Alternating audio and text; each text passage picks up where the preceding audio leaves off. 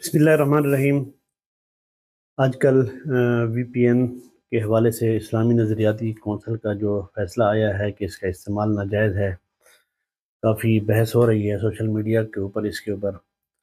तो मैं आपको बताता चलूँ कि किसी भी चीज़ का जायज़ होना या नाजायज़ होना, उसका इन्हिसार उसके इस्तेमाल और नीयत पर होता है।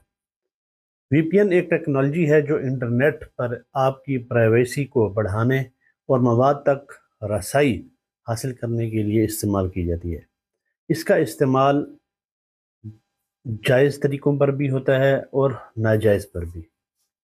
अगर आप VPN को अपनी ऑनलाइन सिक्योरिटी और प्राइवेसी बढ़ाने के लिए इस्तेमाल करते हैं तो कोई बात नहीं, दुरुस्त है।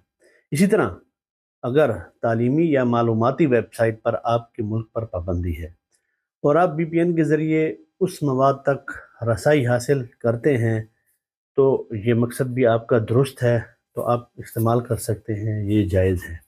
लेकिन अगर आप गैर अखलाकी मवाद तक रसाई VPN के ज़रिए हासिल करना चाहते हैं, तो ये इस्लामी उसूलों के भी ख़िलाफ़ है और आपके मुल्क के कवानीन भी इसकी इजाज़त नहीं देते, लिहाजा ये इस्तेमाल किसी भी सूरत में भी जायज़ नहीं होगा।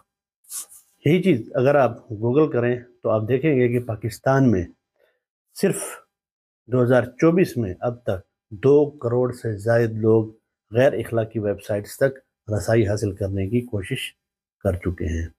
इसी तरह अगर आप VPN को किसी गैर कानूनी या गैर अखलाकी मकसद जैसे हैकिंग या किसी के हकूक़ की खिलाफ वर्जी के लिए इस्तेमाल करना चाहते हैं, तो ये भी इस्लामी और कानूनी तौर पर उनके ख़िलाफ़ है और इस्लामी उसूलों के भी ख़िलाफ़ है, तो ज़ाहिर बात है इसका इस्तेमाल फिर जायज़ नहीं होगा।